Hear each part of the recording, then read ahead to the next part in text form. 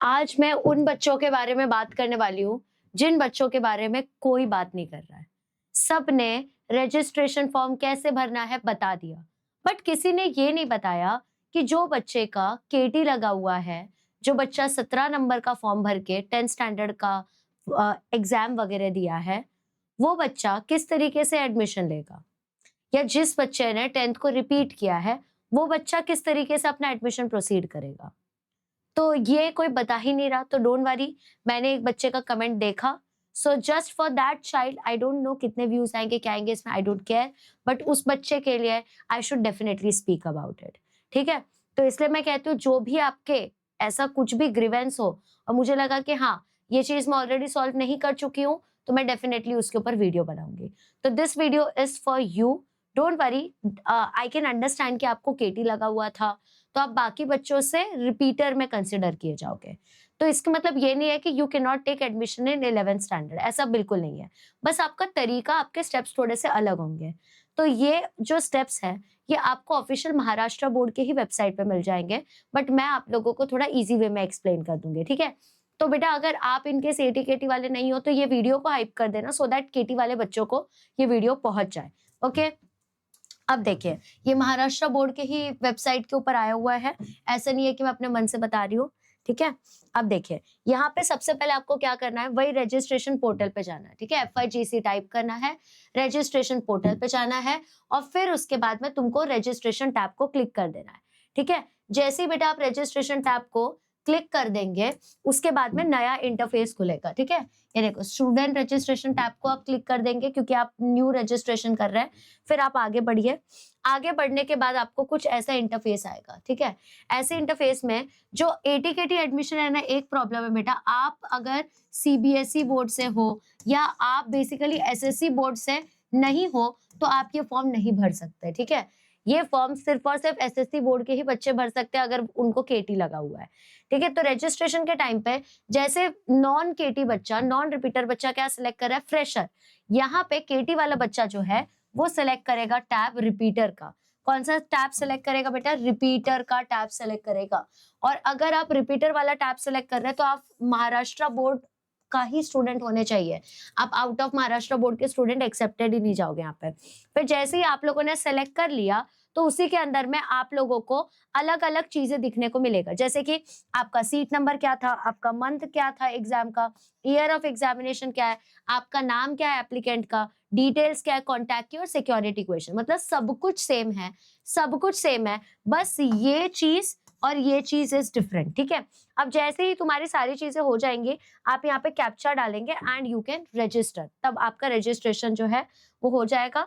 अब इसके बाद में देखिए यहाँ पे आप क्या करेंगे, जैसे एक बार रजिस्टर हो जाए तो स्टूडेंट क्या करेगा, उसके पास एक पीडीएफ डाउनलोड हो जाता है, तो वो पीडीएफ के अंदर में ही उसके सारे रजिस्ट्रेशन डिटेल है और ये जो भी क्रेडेंशियल्स है, यानी कि जो भी लॉगिन है, जो भी पासवर्ड है, उसको वो बच्चा आगे के फॉर्म फिलिंग के लिए यूज कर सकता है, ठीक है?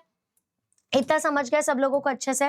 और बाद में जैसे ही आप लोगों ने लॉगिन किया, जो भी बच्चा रिपीटर बच्चा उसने लॉगिन किया, तो उसको ऐसा स्टूडेंट डैशबोर्ड दिखेगा, ऐसा स्टूडेंट डैशबोर्ड, ठीक है?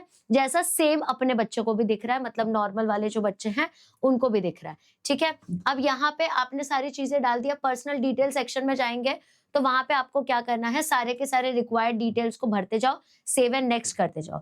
Now let me clear one thing, जब तक आपका अब देखो आपका रिजल्ट आ चुका है क्योंकि आपके पास ऑलरेडी है, या फिर अगर आपने इसी साल में फिर से पेपर दिया तो आपका भी रिजल्ट नहीं आया होगा, तो आपको वेट करना पड़ेगा क्योंकि यहाँ पे इंपॉर्टेंट डॉक्यूमेंट्स में एसएससी का रिजल्ट प्लस उसका LC certificate, school leaving certificate का भी जरूरत होता है, ठीक है?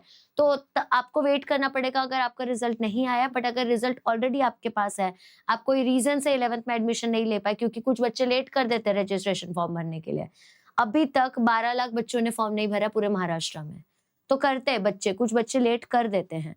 तो अगर ऐसा कुछ सिनेरियो था कि लेट वगैरह हो गया था, तो आपके पास रिजल्ट ऑलरेडी होगा, तो you can proceed with the form, ठीक है? अब देखिए, जैसे ही ये सारी चीजें हो जाएंगी, आप अपने सारे डिटेल्स को भर दीजिए, जो भी आपका एड्रेस है, आपका सारी चीजों को भरते भरते सेव एंड नेक्स्ट करते जाइए, ठीक है? देन आप लोगों को जो भी रिक्वायर्ड डिटेल्स है आप वो भरेंगे, यानी कि आपका कैटेगरी, आपका रिजर्वेशन डिटेल जो है, और फिर से उसको सेव नेक्स्ट करते जाएंगे। जहां जहां पे भी ऐसे एस्ट्रिक मार्क रहेगा ना, वो डिटेल्स जब तक आप कंप्लीटली फिल नहीं करेंगे आप आगे के इंटरफेस पे जा ही नहीं पाएंगे। ठीक है, अब यहाँ पे आपने सारी चीजें सेलेक्ट कर ली। अब जो एटीकेटी स्टूडेंट्स है ना, उनको पासिंग स्टेटस को, सिर्फ ये भी एक डिफरेंट पार्ट है, पासिंग स्टेटस को एटीकेटी में जाके सेलेक्ट करना पड़ेगा। मतलब पासिंग स्टेटस की जगह पे आपको डालना पड़ेगा एटीकेटी। तो एटीकेटी मतलब बेसिकली क्या, अलाउड टू कीप टर्म्स, है ना। तो देखो student, you must pass a minimum of 3 subject, minimum 3 subject तो आपका पास होना ही चाहिए, और फिर वो सब्जेक्ट को डालो और करस्पॉन्डिंग मार्क्स डालो और फिर आगे स्टेप पे जाना है। मतलब यहाँ पे अगर तुम केटी वाले बच्चों, केटी लग गई है तुमको, तो तुम यहाँ पे पासिंग स्टेटस नहीं, तुम पास नहीं हुए हो, तो यहाँ पे तुमको एटीकेटी पे डालना है। एटीकेटी का मतलब क्या होता है, अलाउड टू कीप टर्म्स, मतलब भाई कंसिडर कर लो मुझे। तो 3 जो सब्जेक्ट है उसके मार्क्स आपको यहाँ पे फिल करना पड़ेगा। फिर सारे डॉक्यूमेंट्स को आप अपलोड कर दीजिए and then you can proceed to the next step. ठीक है, और बाद में ये सारी चीजें हो जाएंगी तब you can pay for your registration. उसके पहले आप कुछ रजिस्ट्रेशन वगैरह में पे नहीं कर सकते हो। ये सारे स्टेप्स आप लोगों को कंप्लीट करना है। After that only you can do that. और लास्ट में आपका फॉर्म लॉक का ऑप्शन आएगा। फॉर्म लॉक मतलब आपने जो भी डिटेल्स दिया है वो आप कहना चाहते हैं उनको कि लॉक किया जाए। ठीक है, that is how you lock the form. Got it? इतना समझ गया अच्छे से? ठीक है, तो बस इसी तरीके से एक एटीकेटी वाला बच्चा जो है वो फॉर्म भरता है। सिर्फ 2 ही चीज का डिफरेंस है। एक, हम लोगों को फ्रेशर नहीं, हमको यहाँ पे रिपीटर चूज करना है। सेकंड, हमको पासिंग स्टेटस के जगह पे एटीकेटी सेलेक्ट करना है। दैट्स इट, बाकी सब कुछ सेम है। एक और सिर्फ माइनर डिफरेंस है, जहाँ पे बच्चा बेस्ट ऑफ 5 के 5 सब्जेक्ट सेलेक्ट करता है, वहां पे आप लोगों को 3 सब्जेक्ट सेलेक्ट करने हैं, क्योंकि पास नहीं हो पाए थे हम। ठीक है, दैट्स इट।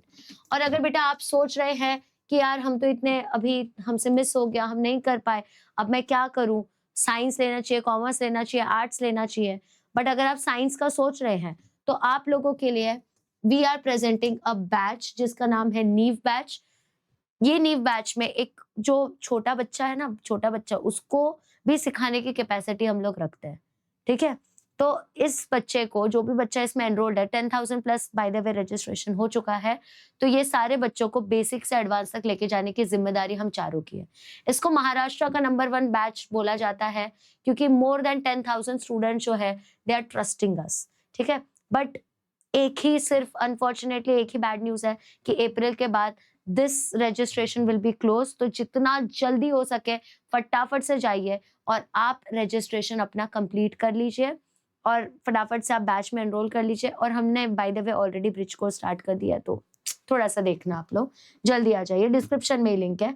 क्यों मैंने बेस्ट बैच कहा, क्योंकि बेटा 1400 बच्चे डॉक्टर्स बने वेदांतु से। Let me tell you, 1.5 lakh तो सीट्स होती है, उसमें 1400 बच्चे वेदांतु गए। क्यों? पर्सनलाइज्ड अटेंशन की वजह से। सिर्फ जेई नहीं, सॉरी सिर्फ नीट नहीं, जेई का भी बात करती हूँ। अगर 3 बच्चों ने जेई क्लियर किया है ना, उसमें से एक बच्चा जो होगा ना वो वेदांतु का ही है। तो उस तरीके से पर्सनलाइज्ड अटेंशन हमने दे रखा है हर एक बच्चे को, जिसके वजह से वो क्लियर कर पाता है। तो व्हाई आर यू वेटिंग? अपना जर्नी, जो भी तुमने पास्ट में गलतियां की है, जो भी 10th स्टैंडर्ड तक नहीं कर पाए, रिलेटिव्स को नहीं जवाब दे पाओगे, तो this is the right time for you all. ठीक है, चलो ऑल द बेस्ट। आप ये वीडियो को प्लीज हाइप कर देना सो दैट सारे बच्चों तक ये वीडियो पहुंच जाए। और टेंशन लेने की कोई बात नहीं है, जो भी डाउट्स हो प्लीज कमेंट सेक्शन में डाल दिया करो। I definitely reply to you all. चलो bye bye, all the best.